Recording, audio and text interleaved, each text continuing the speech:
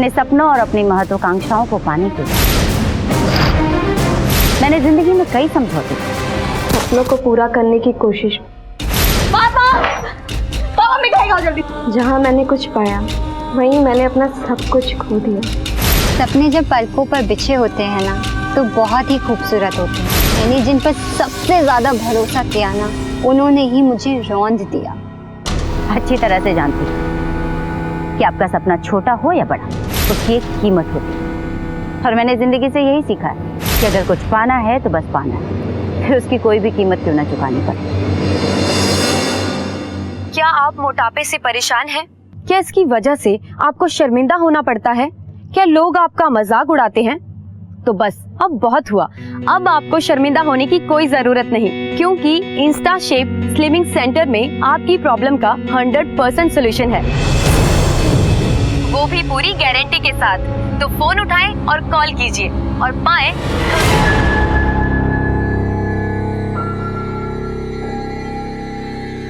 मेरी प्रीतु बहुत अच्छी चाय बनाती है।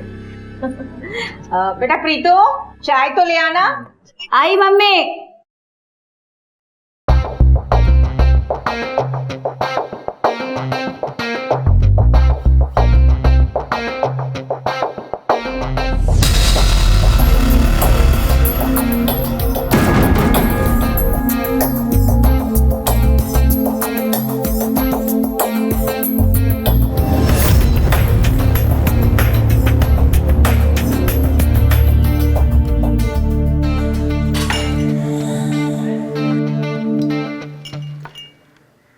ML या पटियाला?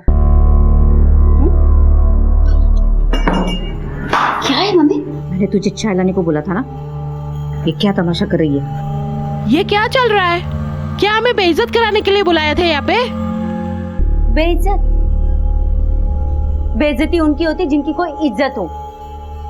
बेइज्जती तो मेरी हुई है, फटीचर कहीं के। चले आओ मुंह उठा के मुझे देखने के लिए। मेरी शादी किसी रईस बड़े आदमी से होगी। चलो निकलो ऐसे, निकलो।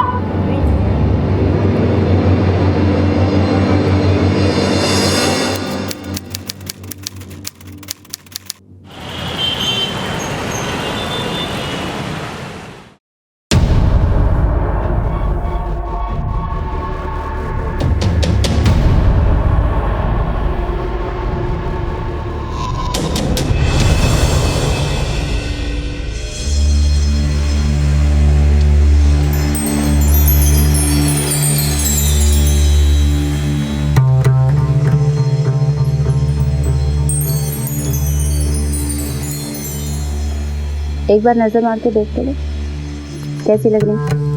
तो हमेशा की तरह बम लाग रही है।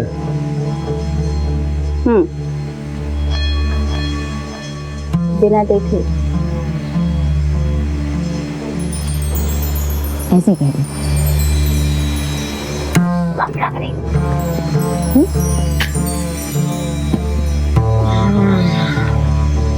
क्या बात है, आज बड़ा मूड में लाग रही है। कुछ चाहिए क्या तुझे? चाहिए नहीं, देने वाली हूँ। बिल्कुल थारे जैसा लौंडा, बाप बनने वाला है। सच? मुझ तुम्हारे प्यार की निशानी मेरे पेट में पड़।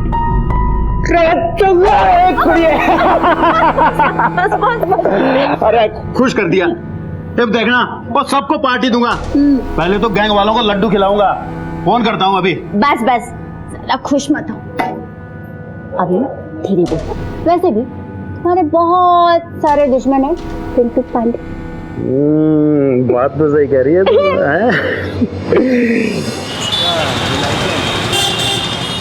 दिन ब दिन जवान होती जा रही है। माफ करना भाई साहब, मैंने देखा नहीं, वो बहुत जरूरी काम था ना इसलिए चला आया। हमेशा भाई के हालचाल पूछने आते हो, कई भाभी के भी पूछ लिया करो। ऐसा कुछ ना भाभी, बस थोड़ा काम में लगा रहता हूँ। काम बोल। भाई साहब, वो गोकुल शास्त्री के गैंग वाले सुलह करना चाहते हैं। सालों के बाप को क्या मारा कि 2 दिन में औकात पता चल गई उनको? जी भाई साहब। औकात तो पता चलनी ही थी, उनके बच्चों को नया बाप जो चाहिए था। और तुमसे अच्छा बाप कहाँ से मिले? मेरे साथ रह के ना तो बड़ी समझदार होगी। चल भाई साइड ना हो।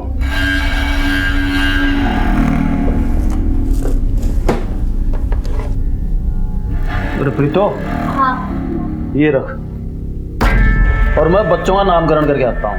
ठीक है? जल्दी आना, राजमा चावल बना रही हूँ। बबन तू भी आ जाना। तो ठीक है, चल भाई।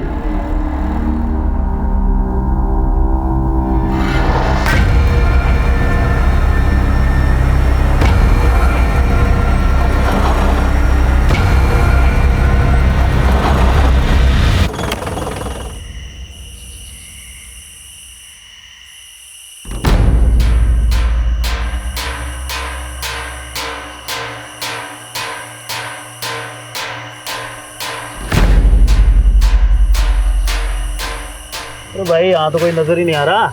हाँ भाई साहब। कहाँ है तेरे गोकुल शास्त्री के आदमी? फोन लगा थाना को।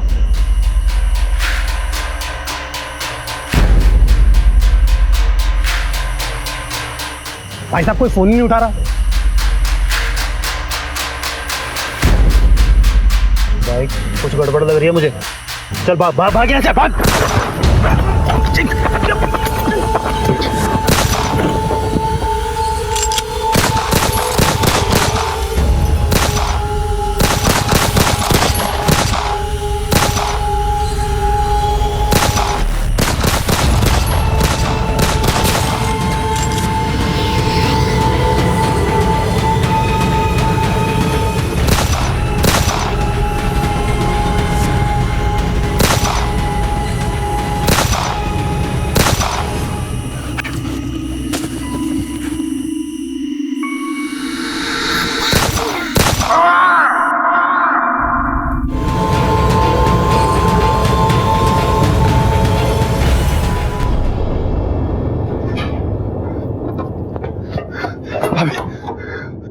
पुलिस ने पिंटू भाई को गोली मार दी।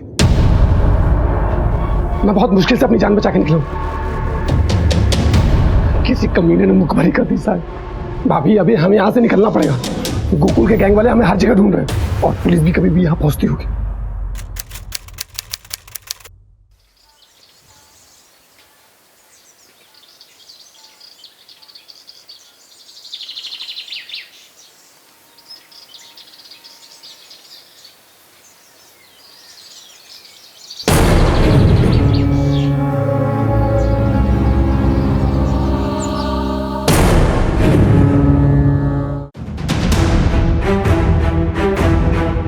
सर जैसे हमने बॉडी को देखा वैसे ही आपको कॉल करके बुलाया। साइड दीजिए, साइड दीजिए। लड़की की उम्र कुछ 18 से 20 साल लगती है। सर पर गहरी चोट लगी है। किसी ने बहुत बेरहमी से मारा है सर।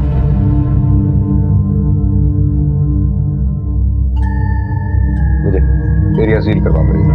सर ये लड़की यहीं रहती थी? जी सर, शर्मा जी की बेटी नंदनी है, फ्लैट नंबर 204 में रहती है। अच्छा, तुमने जब डेड बॉडी को लिफ्ट में देखा तो लिफ्ट में कोई और भी था या किसी को आते जाते देखा हो? नहीं सर। विजय, या तो इस लड़की के ऊपर हमला इस लिफ्ट में ही हुआ है या फिर ये हमलावर से बचने के लिए लिफ्ट की तरफ भागी है। विजय, बॉडी को पोस्टमार्टम के लिए भिजवा दो। सपन सर, लड़की की फैमिली की डिटेल्स लेके उसकी फैमिली को इन्फॉर्म कर दो। Okay sir. आओ विजय। सर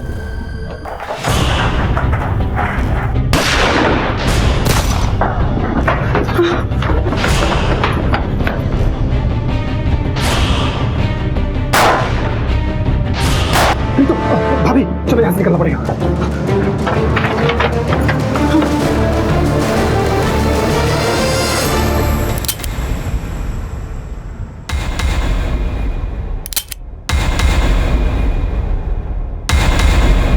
देख, अगर तूने हमें मार दिया ना तो तुझे कुछ नहीं मिलेगा, लेकिन अगर तुमने हमें जिंदा छोड़ दिया तो तुम्हें बहुत कुछ मिल सकता है। जब चाहो और जितना चाहो।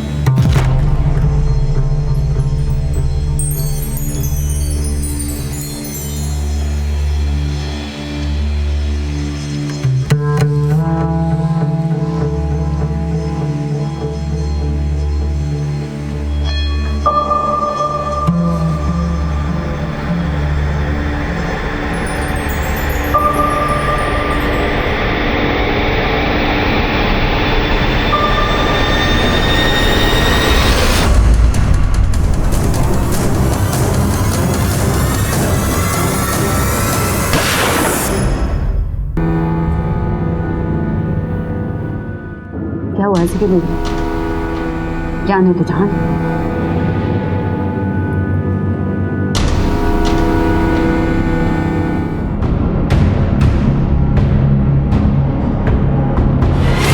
सर,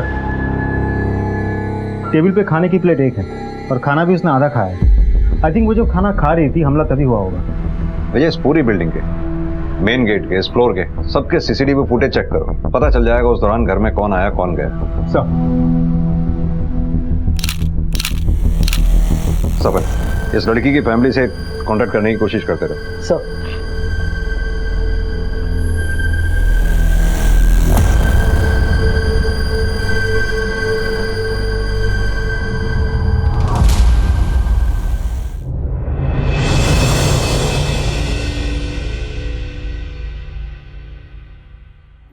थैंक यू भाई।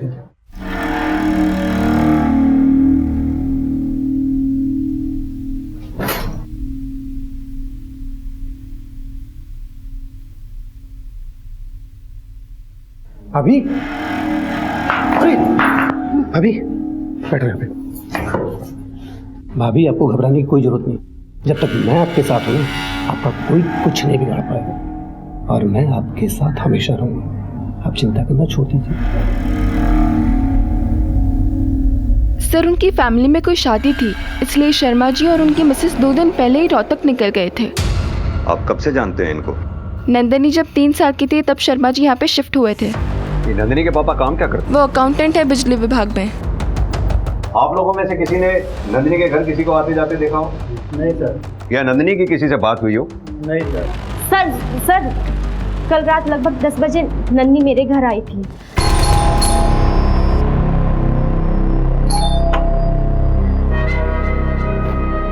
अरे नंदिनी, सॉरी दीदी इतनी रात को आपको डिस्टर्ब किया।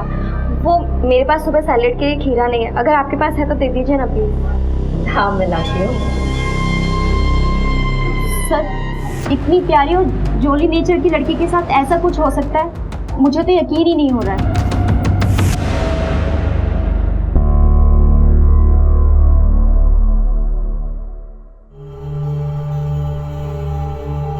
तुम्हें बहुत भूख लगी ना, ये लो।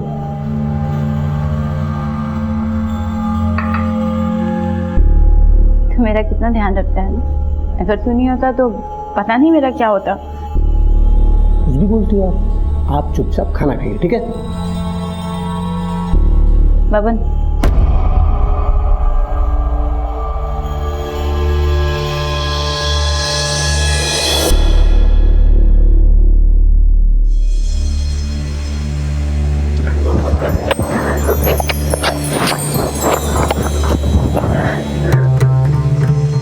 अब मैं तेरी भाभी नहीं और मैं अच्छे से जानती हूँ तो हमेशा से मुझे पसंद करता। भाभी तो सिर्फ मजबूरी में बोलता था, तेरे से तो मुझे हमेशा अपनी प्रीतो मानता था ना। क्या हुआ, इतना घबरा क्यों रहा? कभी मैं भी तुझे हमेशा से पसंद करती पर कभी कभी कह नहीं पाई। लेकिन आज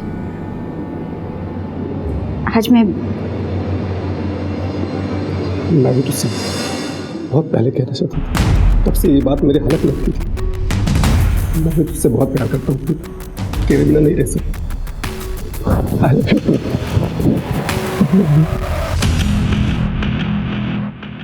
सर, नंदिनी के घर के फुटेज ये देखिए सर। ये फुटेज मैंने एक बार नहीं बल्कि कई बार बहुत ध्यान से चेक किया। रात भर नंदिनी के घर पे ना कोई आया ना गया।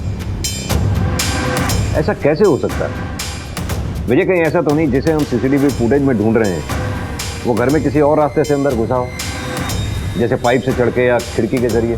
नहीं सर, पॉसिबल ही नहीं। मैंने बहुत अच्छे से चेक किया था। हर खिड़की के बाहर ग्रिल लगी हुई है। अगर कोई पाइप चढ़ के ऊपर आ भी जाता तो ग्रिल लगे हैं, इसकी वजह से वो अंदर नहीं जा पाता। अंदर जाने के लिए एक ही दरवाजा है, वो है मेन डोर। अब सवाल ये उठता है कि वो जो कोई भी था घर में घुसा कैसे? सर, नंदिनी के माँ पापा गए।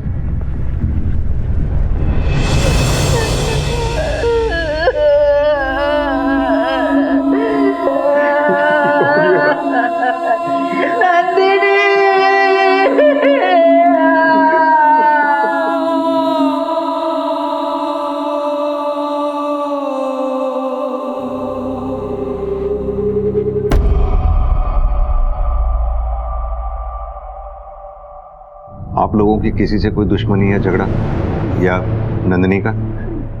सीधे साधे लोग हैं हम सर, हम किसी से क्या बैर लेंगे और किसी को हमसे क्या दुश्मनी रखी। देखिए, ऐसा भी तो हो सकता है कि नंदिनी जहाँ काम करती थी वहाँ किसी के साथ कोई झगड़ा हुआ हो। नहीं सर, ऐसा कुछ नहीं था। अभी 6 महीने पहले ही उसकी नौकरी लगी थी। पापा, पापा मिठाई खाओ। क्या होता है? अरे खाओ तो। मम्मा आप भी खाओ। आज से हमारी सारी प्रॉब्लम्स दूर हो जाएगी क्योंकि मुझे नौकरी मिल गई है। क्या बात और वो भी पता है 2-4 हजार रुपए की नहीं, पूरे 50,000 रुपए की। आपकी बेटी काम कहाँ करती थी? आप लोग जा सकते हैं।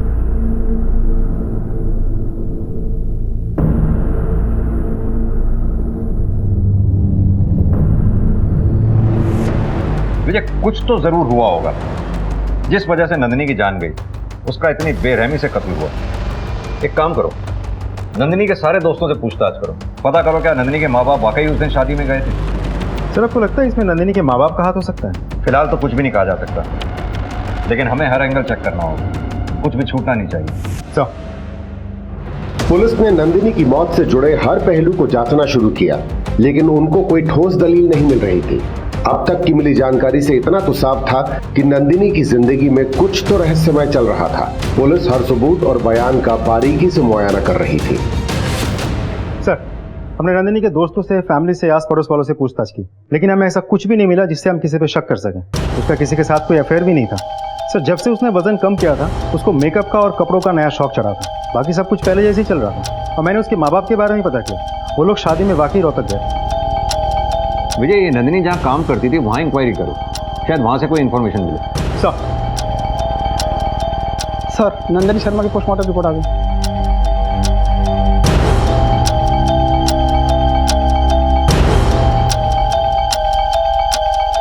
ये कैसे हो सकता है?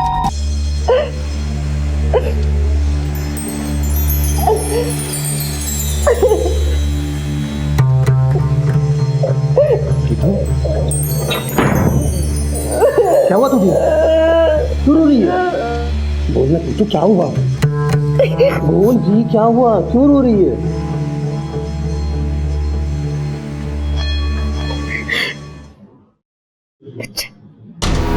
बच्चा? तेरा बच्चा पड़ रहा है मेरे पेट में। क्या वो दिखाऊंगी मैं दुनिया को?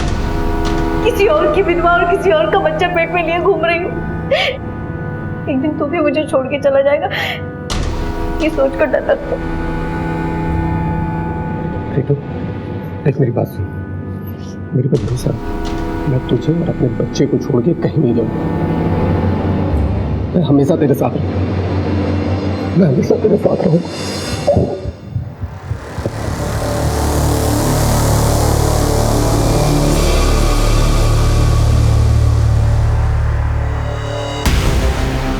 हमारे प्यार के निशान, हमारे प्यार की निशानी मेरे पेट में पड़ गई।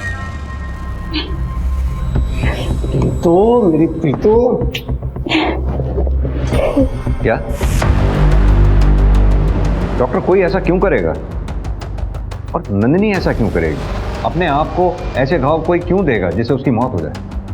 ये देखिए सर, नंदिनी के सर पे जो चोट है और दीवार पर जो खून के धब्बों के निशान हमें मिले हैं, वो दोनों आपस में मैच करते हैं। सर, बात यह है कि जो इंजरीज हैं वो मेनली फोरहेड पे हैं, जो तभी होता है जब इंसान अपना सर खुद दीवार पर मारता है, और अगर कोई अटैकर होता तो इंजरीज स्कल पर भी होते।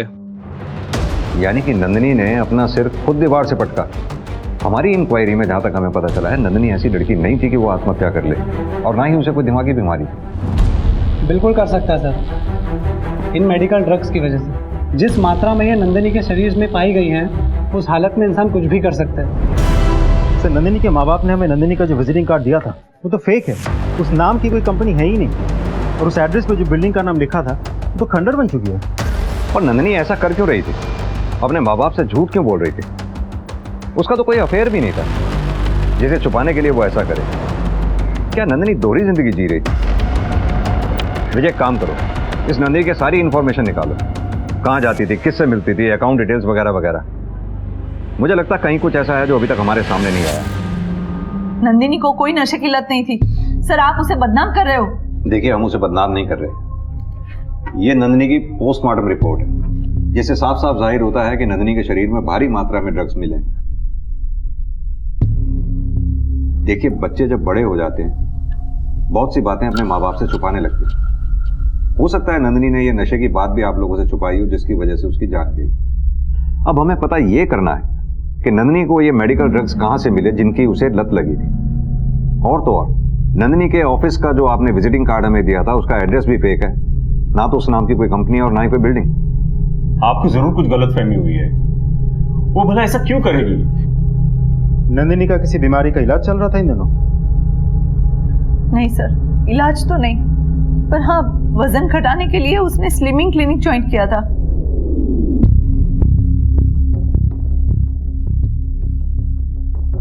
बारह किलो वजन कम होने के बाद 6 महीने पहले ही उसने वो छोड़ दिया।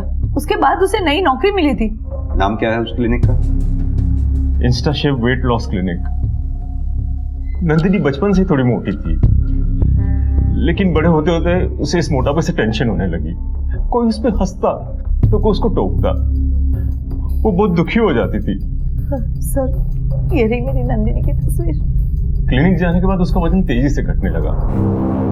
वो उसे कुछ दवाइयां देते थे जिससे उसका वजन घट रहा था। स्लिमिंग सेंटर ज्वाइन करने के बाद क्या आपने नंदिनी में वजन घटाने के अलावा कोई और चेंज नोटिस किया था? नहीं सर, वजन कम होने के बाद नंदिनी बहुत खुश थी, नए फ्रेंड्स बना रही थी, फ्रेंड्स के साथ बाहर जा रही थी। बट हाँ, थोड़ी सी चिड़चिड़ी हो गई थी। कॉन्फिडेंस बहुत बढ़ गया था उसका, लेकिन साथ ही उसका मूड स्विंग्स भी बढ़ने लगे था।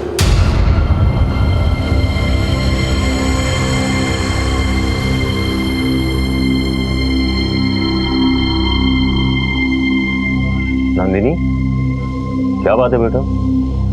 चुपचाप बैठो अकेले यहाँ। कोई परेशानी हो तो अपने पापा को बताओ। नंदिनी, मेरे चुप बैठने का मतलब ये बिल्कुल नहीं है कि मैं परेशान हूँ। अरे 2 मिनट शांति से बैठने दो ना मुझे कोई।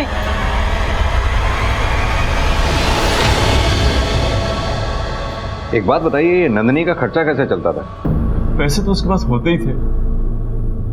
हमें लगा नौकरी कर रही है, वहीं से आ रहे होगे।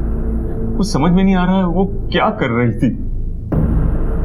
भाई, भाई ठाकुर ने फ्लाईओवर के पास बुलाया और बुलाया अकेले आने। तो रुक मैं कहूँ, मैं जाके आता हूँ। अपना ध्यान रखना और संभाल कर जाना। तू घबरा मत, पुलिस को पता भी नहीं कि हम कर रहे हैं, ठीक है? सर, नंदिनी के कॉल रिकॉर्ड के हिसाब से उसके बारे में खास कुछ पता नहीं चला, लेकिन उसके मोबाइल लोकेशन से हमें ये इन्फॉर्मेशन मिली है कि वो गुरुग्राम के सेक्टर 48 में अक्सर आ जाया करती थी, वो भी उस टाइमिंग पे जब उसके माँ बाप के हिसाब से वो जॉब पर होती थी। वहाँ ऐसा क्या था? Slimming clinic. कोर्स पूरा होने के बाद नंदिनी शर्मा इस एरिया में क्यों जाया करती थी? इस स्लिमिंग क्लिनिक का क्या राज है? सर, इस क्लिनिक के बारे में खास कुछ तो पता नहीं चला, लेकिन इतना पता चला है कि ये कंपनी 5 साल पुरानी है और दिल्ली एनसीआर में कुल मिला के 12 ब्रांचेस हैं और सारे के सारे ब्रांचेस बहुत अच्छा बिजनेस कर रही है। और हाँ सर, नंदिनी शर्मा के फाइनेंशियल डिटेल्स। सर, इसके हिसाब से नंदिनी की कोई फिक्स सैलरी नहीं थी, लेकिन फिर भी हर महीने 40 से 60 हज़ार रुपये कैश उसके अकाउंट में डिपॉजिट हो जाते थे। विजय, होना हो इस नंदिनी शर्मा का कोई ना कोई राज इस स्लिमिंग क्लिनिक से जुड़ा होता है।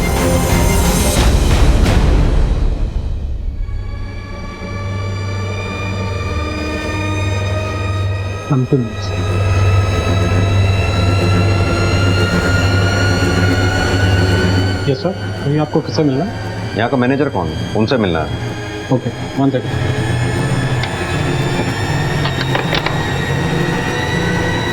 तुम ही रुको।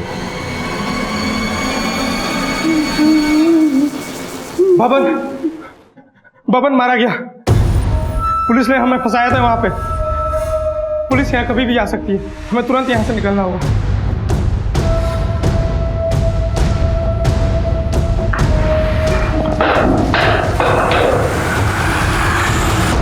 क्या दिक्कत है तेरी? क्या चाहता है तू? क्यों मुझे चैन से नहीं जीने देता? जब भी खुश होती हूँ, जब भी कुछ अच्छा होता है, सब खत्म कर देता है। मुझे जीने का हक नहीं है क्या? क्यों मुझे चैन से नहीं जीने देता?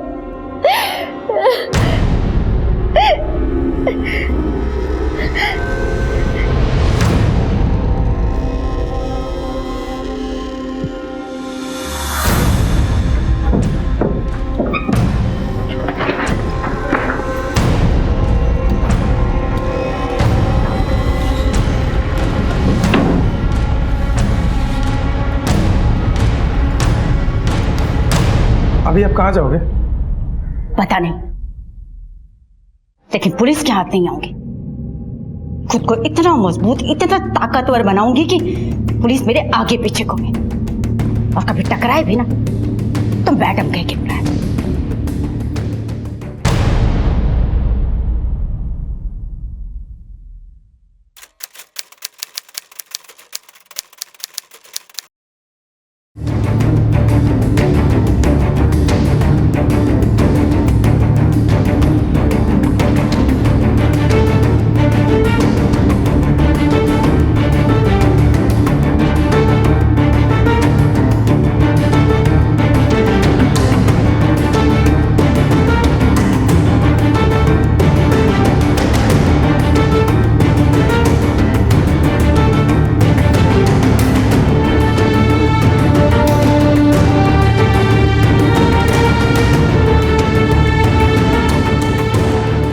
बुजुर्गों के लिए घर दान करके मैं उन पर कोई एहसान नहीं करता, बल्कि मालिक ने मुझे जो दिया है वही मैं दूसरों को दे रही हूँ। ये वृद्धाश्रम मैंने अपनी माँ की याद में बनवाया। उनके आदर्श और वसूलों का मैं पालन करती और आगे भी करती रहूँ।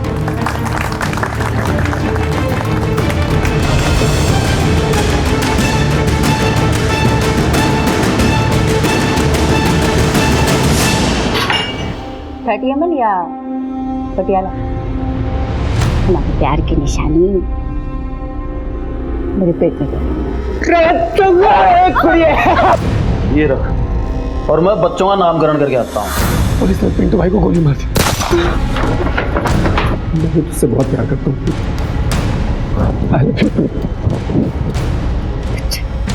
तेरा बच्चा पड़ रहा है मेरे पेट में।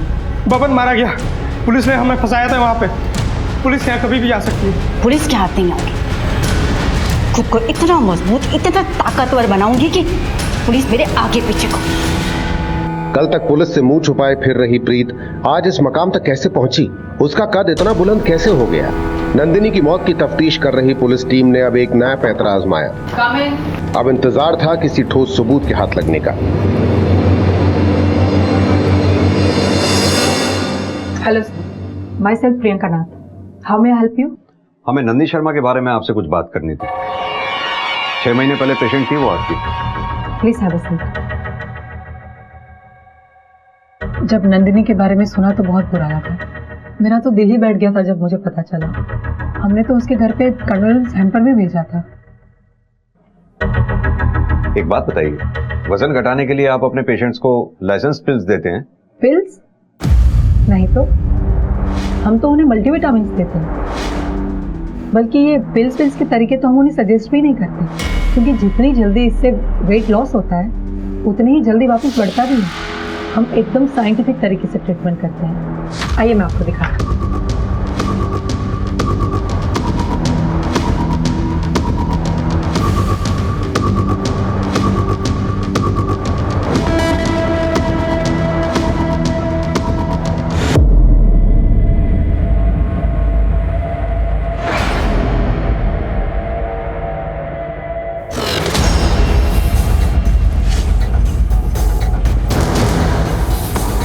प्रियंका जी, आप हमें टेस्ट के लिए स्लिमिंग टैबलेट का एक सैंपल दे सकती थी? या श्योर, मैं अभी अरेंज कराती हूँ। Thank you. मुझे क्लिनिक से रिलेटेड ऐसी कोई भी चीज हमारे हाथ नहीं लगी जिससे यह साबित हो कि क्लिनिक में कुछ गड़बड़ थी। सर, नंदिनी के मोबाइल लोकेशन के हिसाब से वो गुरुग्राम के सेक्टर 48 में अक्सर जाती थी, और ये क्लिनिक भी तो सेक्टर 48 में है।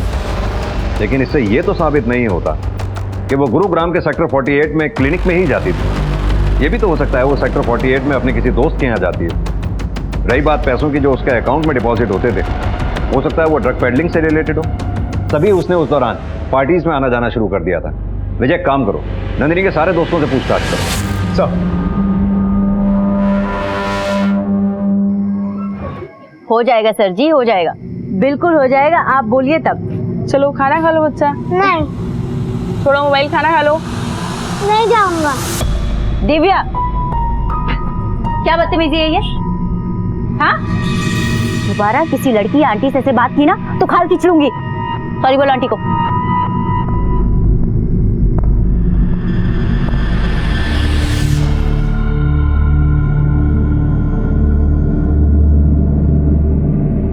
माय गॉड, बहुत सुना है इस क्लिनिक के बारे में।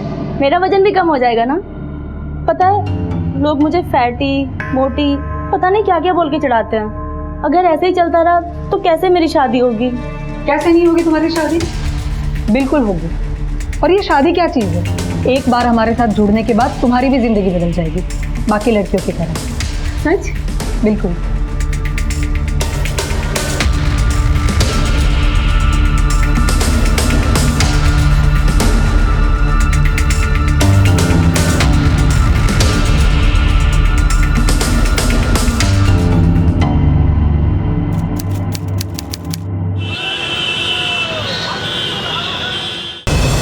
दरवाजा खोलो, खोलो, मुझे जाने दो, मुझे जाने दो, खोलो, प्लीज खोलो ना, खोलो, खोलो,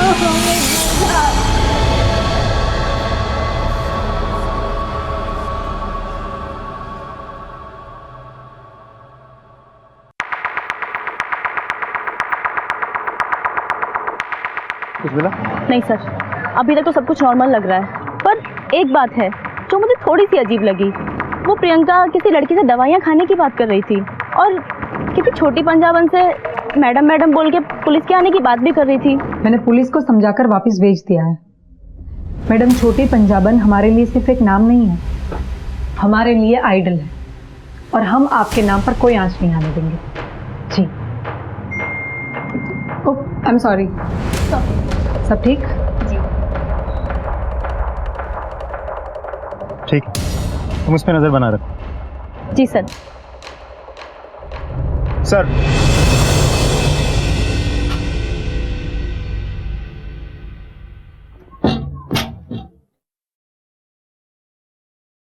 लो खाना खा लो।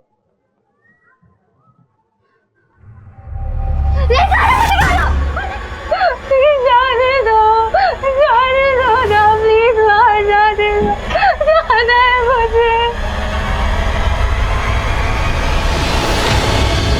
सर, प्राची ने जिस छोटी पंजाबन का नाम लिया था वो एक बिजनेस वूमन है, इधर उधर समाज सेवा का काम करती रहती है, लेकिन उसके खिलाफ खास कुछ पता नहीं चला। विजय, भूतों का भी पास्ट होता है, ये तो फिर भी एक इंसान है। इस छोटी पंजाबन का कोई तो बैकग्राउंड होगा। सर, इस छोटी पंजाबन के बारे में सिर्फ इतना पता चला है कि कुछ साल पहले रोहतक पुलिस इसे ढूंढ रही थी। कुछ पेंडिंग केसेस थे इसके खिलाफ, लेकिन कभी ढूंढ नहीं पाए। सर, ये भी पता चला है कि ये case inspector Alok Sharma investigate कर रहे थे, लेकिन ये माना जाता है कि दबाव की वजह से ये केस वो सॉल्व नहीं कर पाए। ये इंस्पेक्टर आलोक शर्मा से कांटेक्ट करो। सर। क्या छोटी गैंगस्टर थी? हाँ, शुरू से ही सस्पेक्ट थी, लेकिन उसके खिलाफ कभी कोई सबूत नहीं मिला, और जब तक ये केस आगे बढ़ता वो कहीं अंडरग्राउंड थे। उसे काफी टाइम के बाद मैंने एक बार न्यूज़पेपर में उसकी फोटो देखी, अच्छा खासा नाम बड़ा करके वो सामने आई। मैंने उस वक्त भी उसकी फाइल रीओपन करने की कोशिश की, लेकिन कोई फायदा नहीं, बड़ा कद हो गया उसका, ऊपर के लोगों की पहचान है उसकी। अब तो इस छोटी पे हाथ डालना और भी मुश्किल होगा, उसके खिलाफ कहीं कुछ सबूत नहीं। जहां तक मैं समझता हूं कि अगर वो स्लिमिंग क्लिनिक में इन्वॉल्व है तो कुछ न कुछ गोरख धंधा जरूर चल रहा है, लेकिन फिर भी उस तक पहुंचने के लिए हमें सबूत तो चाहिए। अगर छोटी ने अपना नाम और पहचान इलीगल तरीके से बदली है तो ये भी एक क्राइम है, और ये बात अगर हम साबित कर पाएं तो उस तक पहुंचा जा सकता है। एक इंसान है जो हमारी मदद कर सकता है, आप उसे लेके जाइए, सब सच सामने आ जाएगा।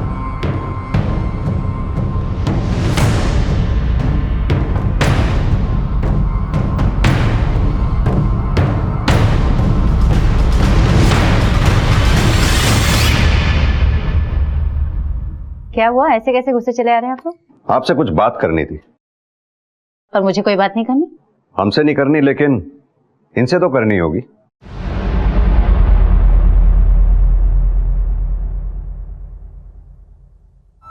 ये क्या तमाशा कर रही है? मेरी शादी किसी रईस बड़े आदमी से होगी।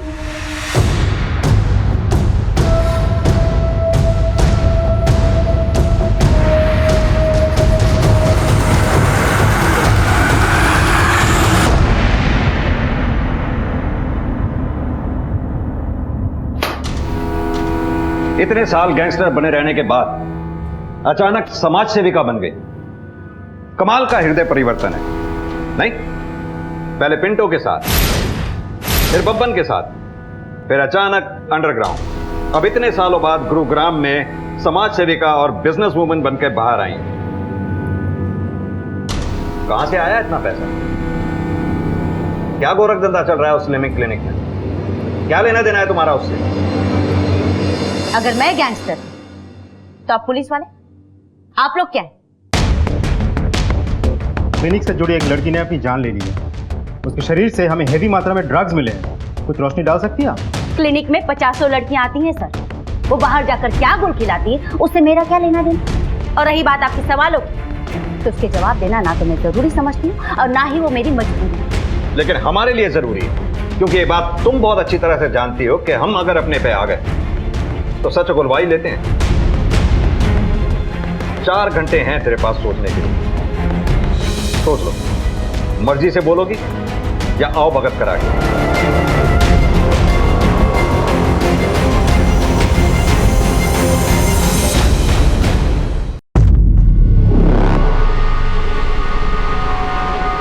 ये क्या कर रही हो तुम यहाँ?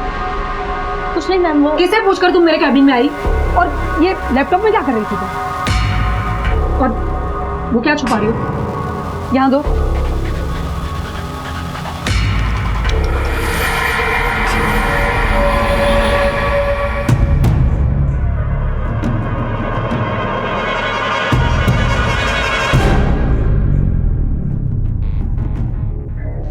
ये पुलिस वाले ना तो उस समय मेरा कुछ बिगाड़ पाए थे, ना अब बिगाड़ पाएंगे।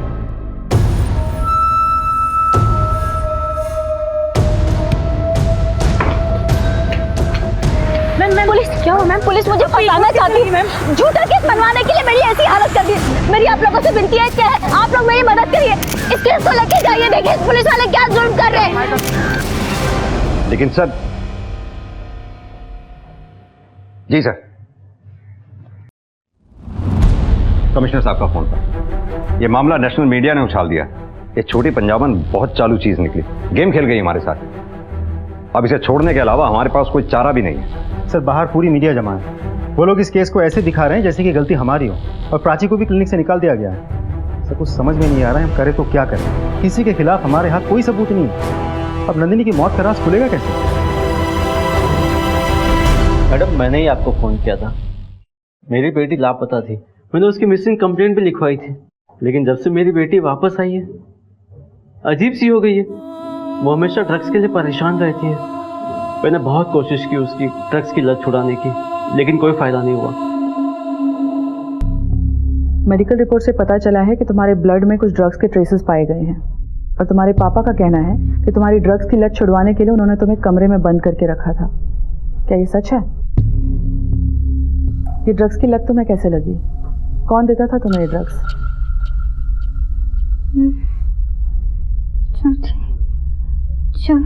छोटी पंजाबन। छोटी पंजाबन? ये नाम कुछ सुना सुना लग रहा है। हाँ, याद आया। हाल ही में मीडिया में उसके बारे में सुना था। गुरुग्राम केस में उसका नाम सामने आया था। तुरंत गुरुग्राम पुलिस को इन्फॉर्म करो। ठीक है, बताना मुझे। सर, लखनऊ पुलिस को एक लड़की मिली है जिसका कनेक्शन छोटी पंजाबन से है।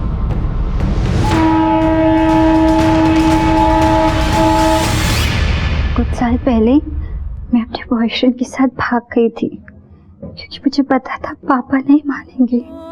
उन्हें वो बिल्कुल पसंद नहीं था, और पापा सही भी थे मैम।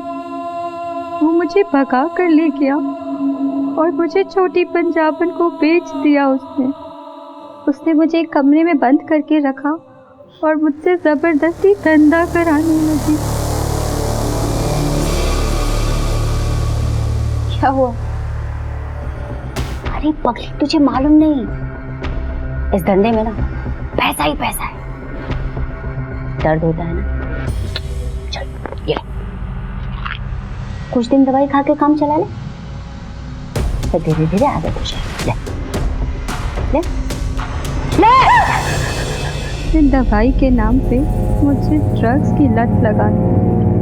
मैं बुरी तरह से फंस चुकी थी। दिन रात मैं वहाँ से बस भागने की प्लानिंग करती रहती थी, और जैसे ही मुझे वो मौका मिला मैं फौरन वहाँ से भाग के पापा के पास आ गई। लेकिन उस ड्रग्स की लत ने मेरा पीछा नहीं छोड़ा। स्वाति, इस छोटी पंजाबन के गले का फांसी का फंदा तैयार करने का समय आ गया है। फांसी का फंदा मेरी जूती से? लड़कियां ये सब अपनी मर्जी से भी तो करती हैं सर। मैंने इसमें क्या नया कर लिया? उनका इस्तेमाल पैसे कमाने के लिए किया, और हाँ, बड़ी ईमानदारी से उन सब का हिस्सा उन्हें दिया। मुझे नौकरी मिल गई है पूरे 50,000 रुपए की। वैसे भी लड़कियां हमेशा दूसरों का सहारा ढूंढती रहती है, रोते धोते रहती है। मैंने तो उन्हें समझाया कि बेवकूफ लड़कियों, तुम्हारे पास तुम्हारा खुद का बहुत कुछ है, क्यों किसी और के लिए रोना? और इस मिशन में तू नंदनी, रितु और न जाने ऐसी कितनी लड़कियों की खरीद फरोख्त की, उन्हें नशे की आदत डाली ताकि तेरे और दलालों के चंगुल में फंसी रहे। धंधा कोई भी हो सकता, खरीदना बेचना तो पड़ता ही। और नंदिनी ने भी कुछ कम पैसे नहीं बनाए। जब नहीं झेल पाई तो मर गई। मैंने थोड़ी ना मारा उसे। कितनी लड़कियों की जिंदगी बर्बाद कर दी है तुमने, इस बात का एहसास है तुम्हें? मैंने किसी के साथ जोर जबरदस्ती नहीं की सर। और मैंने नया क्या किया है? अब माल की डिमांड आएगी तो पूरी तो करनी पड़ेगी ना। किसी को 16 की चाहिए तो 30 की तो नहीं दे सकती ना।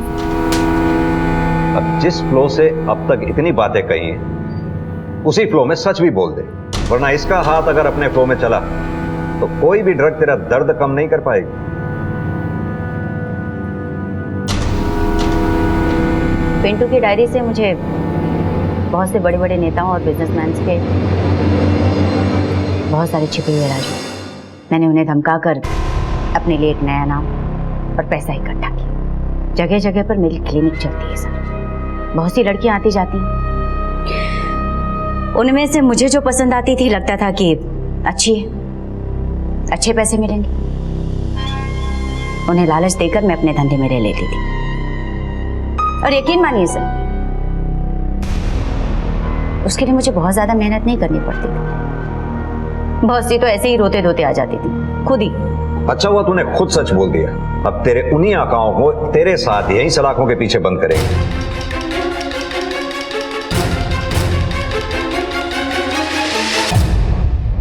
अपने सपनों के पीछे भागते भागते मैं ये भूल ही गई थी कि देर सवेर कहीं ना कहीं इनका अंत हो ही जाएगा। कुछ पाने के लिए कुछ खोना पड़ता है, इसका मुझे विश्वास था। लेकिन आज ये एहसास हुआ कि कुछ पाने के लिए मैंने अपना सब कुछ खो दिया। इस तरह के और भी एपिसोड देखने के लिए हमारे चैनल को सब्सक्राइब करें और बेल आइकन दबाना ना भूलें।